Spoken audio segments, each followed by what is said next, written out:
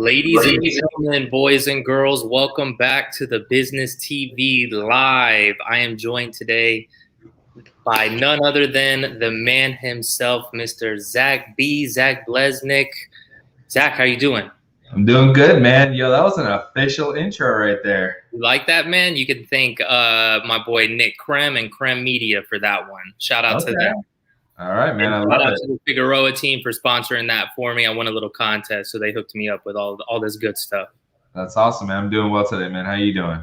Very good, man. Excited to kind of get your thoughts on this topic. But first, I would love for you to kind of introduce yourself to the audience. Sure. And your company and what you do.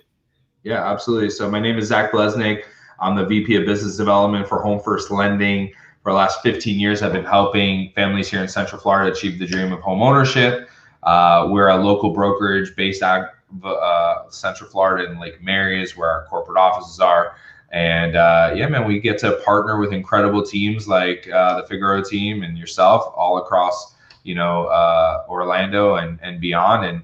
And we do some great stuff, man. And I'm here to rock it out with you and talk a little bit about, some of my perspective on what's going on. Sweet. Yeah. And guys, make sure you follow this guy. He's one of the most official dudes in the game of lending. Anytime that you see me in the future doing an open house, I will have my Home First Lending official open house kit. I didn't receive one at the last meeting. I'm still a little upset about it, but I was promised one, right? Yeah, man. If you went over to myhomefirst.com/funnel, my team will be working on it for you. Absolutely. Cool. I look forward to it. So guys, like I said, you'll be seeing some Home First stuff at the next open house. But before we get into it, I want to talk about the market right now. And the question on everyone's mind, are we facing another crash, another real estate crisis, whatnot? Mm-hmm. Make sure you are subscribed to my YouTube. Make sure you like the Facebook. Make sure you like Zach's Facebook. Make sure you follow thebusiness.tv on Instagram. And make sure you follow Zach on Instagram too. You have Instagram, right, Zach? Yeah, Zach_the mortgage broker.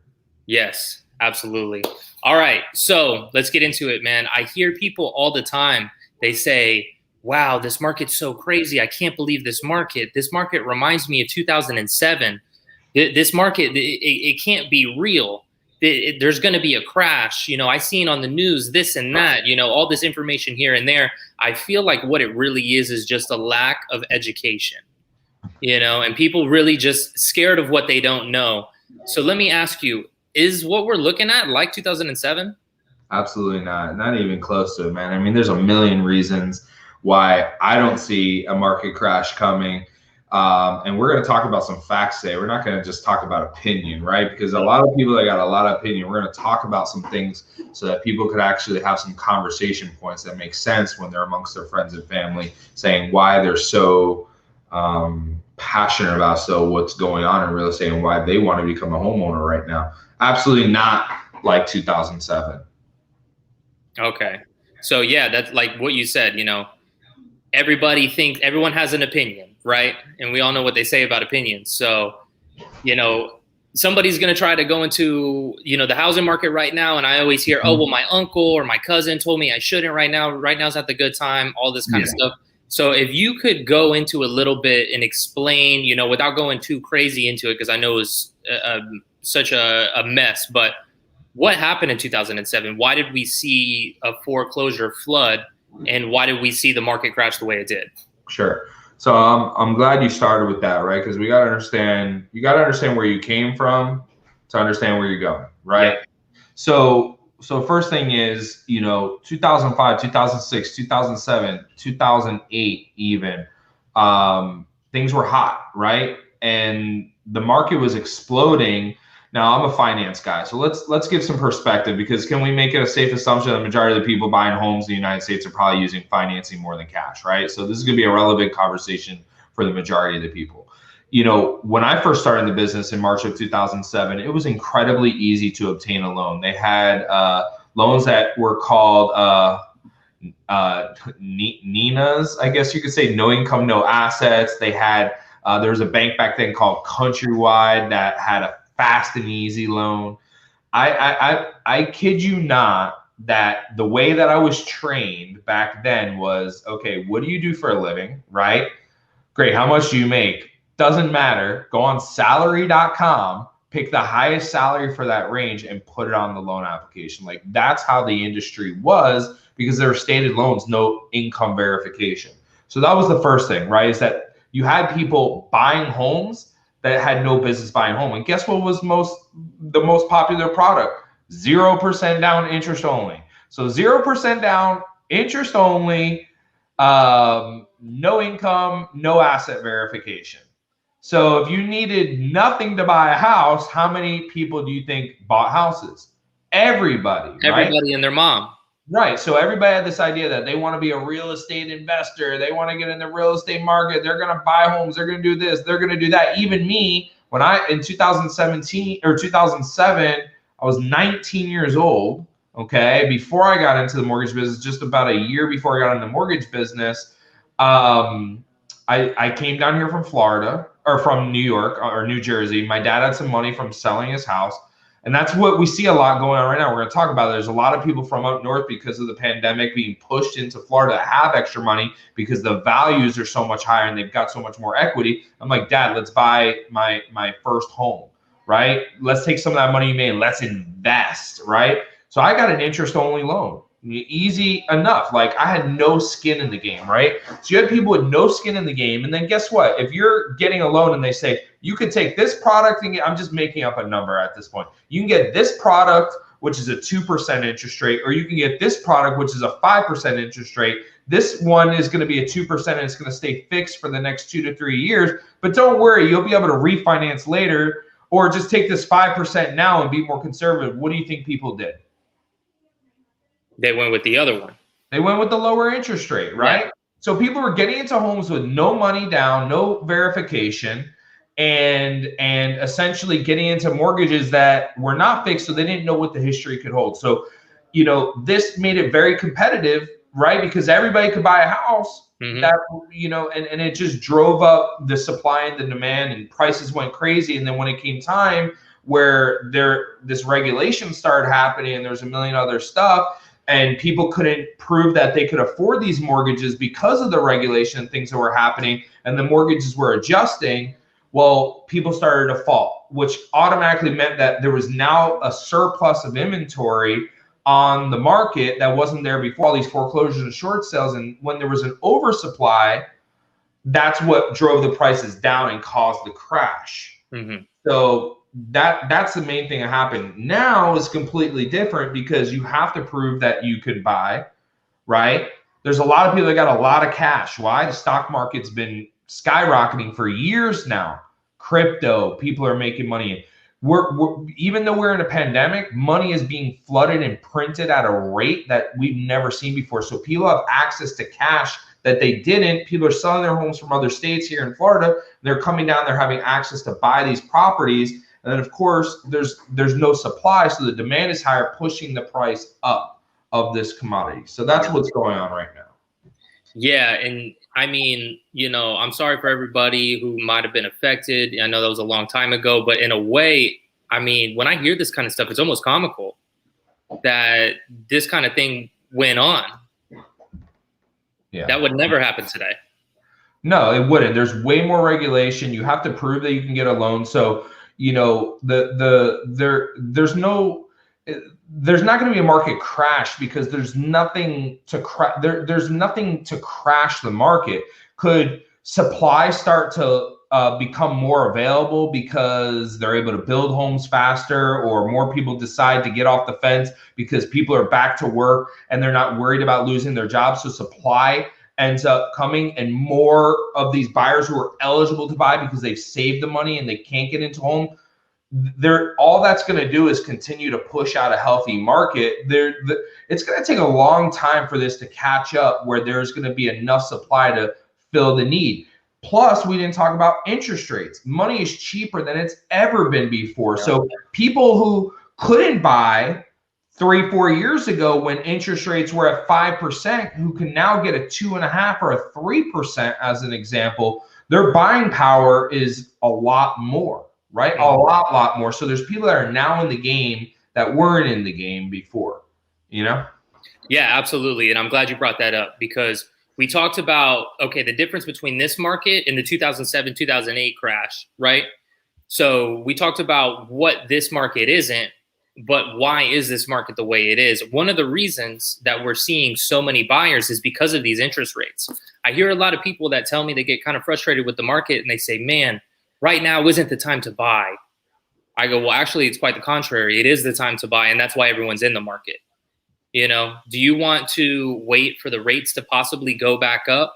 Because that house is just going to be not only more expensive because it's going to appreciate, and we could talk about that in a second, the appreciation rates in Central Florida, which are just wild, but the interest rate's going to be higher. So if you go up half a point on a $30,000 house or a $300,000 house, excuse me, from 3 to 3.5, you're adding roughly around, 30 grand. If it goes up to 4, which 4 is not a terrible rate, but now you're adding around 60 G's. Am I, in the right ballpark with that math?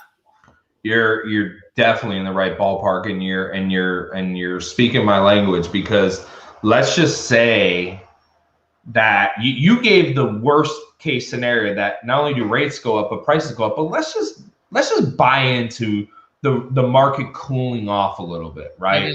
Mm-hmm. And let's even say that there's a slight pullback by about 5%. So somebody buying a $420,000 house today that buys a $390,000 house 6 months from now because the market pulled back a little bit, if the rate goes up by 0.5%, it's the same exact payment. So there is a cost of waiting, because, like you said, let's just say we stopped appreciating and it didn't go down, but rates do go up, you're going to pay more. And it's not even just the cost of waiting from missing out on a price or missing out on a rate. What do rents do every year? They rise. What do mortgage payments do? You pay money towards principal and you pay it down on an asset that's continuing to appreciate. So every single month you pay rent, you're taking away from creating this real estate savings account that I call it, which you're getting appreciation, you're getting natural amortization on the loan from paying it down, and you're getting the cash flow difference between the rents rising versus a fixed rate mortgage. In fact, I've done an example on a $250,000 home, which is over $100,000 less than median home price here in Central Florida now, at a 3.5 interest rate, which is at least 0.5% higher than the market rate, depending on your program. Here's my disclaimer, of course. Yeah, of course. There's nearly $180,000 cost of wait, or $180,000 loss, almost $200,000 loss over the next 10 years by you not getting in the game and just saying, "Oh, I'm going to rent and see what happens." Yeah, and then it's just every single month. I like to call it either flushing your money down the toilet or just you might as well light it on fire. Yeah, you're a little more forward than me, but you're right. Yeah, you know what I mean? Because I just like to tell it how it is. Because people go, you know what? I think I'll just rent. Why? Yeah. The rents are astronomical right now. The rental market is even more competitive and less inventory than the housing market. And then you're not putting something into an asset, like you said, that real estate savings account, which, if we really want to get into it, is actually more secure than a regular savings account due to inflation. But we don't even have to go down that road. But it's just way smarter to get into an asset. But like you said, if we're playing devil's advocate, whatever, let's say it doesn't appreciate, and it pulls back a little bit. If you take the chance and that cost of waiting with the interest rates going up, you're just shooting yourself in the foot, right? Exactly. Yeah. Yeah. So then let's talk about the appreciation a little bit, because people say, again, oh, this isn't the right time to buy. No, the right time to buy was 6 months ago, a year ago. And then in 6 months from now, the time to buy was yesterday. Yeah. So I have a couple percents real quick I want to share with everybody. I like the stats. Let me show a little bit of stats right here. They pulled this from the National Association of Realtors and Zillow as well. Right here, so I don't confuse everybody with a bunch of numbers. Orlando home values have gone up 10.2% over the past year and will continue to rise in the next 12 months. Now, I've also seen, I think this was from May, I've also seen the number go up to 12, depending on, where you're looking at that stat. And then right here, Orlando, Kissimmee, Sanford Metro, home values have gone up 9.3%. And Zillow predicts, for everybody that's on Zillow all day, every day, if you want to trust Zillow, don't trust their estimate, but if you want to trust Zillow, will rise 15.5% in the next 12 months. I mean, a 15.5% appreciation in 1 year, that's, I don't know about you, but that just sounds insane to me.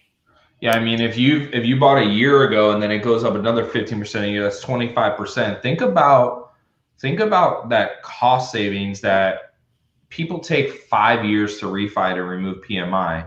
You can get your PMI off in a year, 2 years, and then you're saving even more money every month by buying. Oh yeah, and then later, if you buy another property, you keep that one and rent it out. With these rental rates that went through the roof, now your cash flow is going to be next level. Yeah, absolutely. So for everybody that kind of, was looking at these numbers, hearing what you said the median price point right now is about 300,000, right? I think it's closer to like 370 now.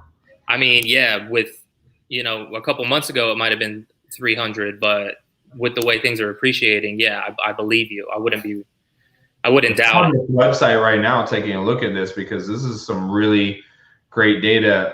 Median home prices just hit a new high of $363,300. Yeah. So so live right now on the live, it's appreciating in front of our eyes.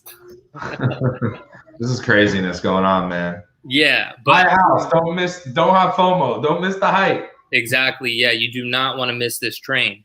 So that being said, let's just say, let's go back to the 300 number. So it's a nice even number, right? Mm-hmm. You saw what I just showed. Let's say that 10% isn't the 12%, isn't the 15.5%. Pretty easy math. 10% of 300,000 in 1 year, we're talking about 30 grand. Right? That's a lot of money, man. That's a lot of money. And that right there is if we don't add in the whole interest rates going up and whatnot. So at the end of the day, we're seeing this appreciation come in. And one of the biggest things that I see also is, and let me ask you, when it comes to people that are financing and that they're competing in this market, are they paying the appraised value, or are they paying most of the times over the appraised value? I think it's just a combination. I think it's a 50-50. Sometimes they're paying over, sometimes they're not, but there's a substantial amount of people that are willing to pay over appraised value to compete these days. Yes. And really what that means is, you just have to put your money where your mouth is. And a lot of people that are coming from out of state, we're seeing this mass migration move in.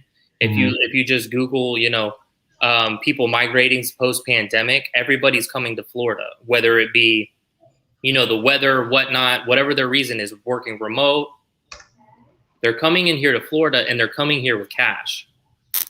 People are buying houses with cash, and people are paying those overappraised values with their cash to compete with this cash. Now, this goes back all the way back to, are we going to see another crash? Well, there isn't any sort of artificial inflation of the real estate market. We're seeing people buy these homes for 20, 30,000 over sometimes with cold, hard cash. Yep. So unless we see just a complete crash of the dollar, we're not seeing a crash of the real estate market. And if we do see a crash of the dollar, we're going to have a little more problems than just the real estate market. Would you agree? Yeah. And then here's the other thing, right? When somebody pays 20, 30,000 over appraised value, what gets recorded as a sale? The appraised value or the amount that they pay? The amount that they pay. So we're getting these comps. So every single time somebody spends 20, 30 grand over, we're getting that as a comparable, which is going to help the next person. Yeah, absolutely. That's what I try to tell people, when they say, I don't want to pay more than what it's worth. Well, it's worth what anybody's willing to pay for it. Bingo. If you're not willing to pay that, I had a lady recently tell me, if milk only costs $3 at the store, but you tell me it's $5, I'm not going to pay $5. But I said, if everybody wants to buy the milk and we're in a milk shortage, and you say no, it's only $3, then you're eating dry cereal. That's it's true. I mean, at the end of the day, that's really what it is. So anybody that's watching this, if we're losing you with this kind of lingo at all, shoot me a message, shoot Zach a message, And anytime I will take the time out of my day, I'll give you a ring and I will explain this in detail. If, maybe you're in the market or whatnot and you're kind of appraised value over, what is all this stuff? I'm getting kind of lost in the sauce here. I am here. We are here as resources to help you out. Before we close this out, do you have anything else that might be of value to everyone that's listening? Yeah. So here at Home First, we can do some things that this isn't a shameless plug, I promise. No. Yeah, plug it up all the way. Well, what I was saying is, let's stop going to transactions being reactive and being like, okay, it underappraised. How much will the seller let this deal go for? Assuming you don't negotiate at the beginning an overage amount that you're willing to pay, right? Because there's still deals going with no appraisal contingencies, all that kind of stuff, or with appraisal contingencies. So my thing is this. So if you've ever heard of something called lender credits, okay, lender credits are typically there in an effort for the lender to assist you with closing costs. So let's just say you're a buyer who has your down payment, has your closing costs, but you don't have the extra money to pay $5, $6, $7 over appraised value, which I'm hearing 5 to 10 is kind of like the median. Yeah, you hear the 20 and 30s, but there's plenty of 5 and 10s as well. Yeah. So we can actually help you out with up to 3% in lender credits on an FHA VA loan, about 1.5% or so on conventional. Again, it's all subject to deal, but my point is, let me just make a general statement saying that there might be an opportunity for you to connect with us and say, hey, Zach, I'm missing on offers. I missed 1 or 2 because I don't have the extra money to offer $5,000 over. Can you help me out with a lender credit? I'm willing to take a little higher of a rate, okay, you don't get a 2.8, you get a 3.3. Whoop-de-doo, right? And let's go proactively. Yeah, let's go proactively into the deal and say, hey, I'm willing to pay up to $5,000 because we just freed up some cash, gave that buyer liquidity, and now you're being proactive going into the deal, being able to offer that extra money when you didn't think you had it. That's something cool. So we're really creative. We can help you. If you have a question, you're watching this, definitely shoot me a message. I'll put my contact information in the live when we're done, and I'd be happy to work through any scenarios you might have. Absolutely. And I love that you mentioned that, is you have to always be proactive. And that's something that I always try to do. And what I feel like it really comes down to is just making sure that you have a strong agent on your side, and being able to negotiate that, run the comps, do the due diligence, and see, hey, are we going to run into any problems with this? Do we think, whether it be, maybe potential repairs, polybutylene, like any of that kind of stuff. But then on the appraisal side, okay, are we going to run into any appraisal issues on this too? And that's something that I always like to talk about upfront to the listing agents if I'm representing the buyer, and say, hey, what's going on? How can we negotiate this? I myself love to do that. I have a great team as a resource as well. My guys, Chase, Harold, Veronica, everyone on my team, we're just a bunch of rock stars pretty much. And, I'm fortunate to have them as a resource to be able to fall back on if I don't have the answer.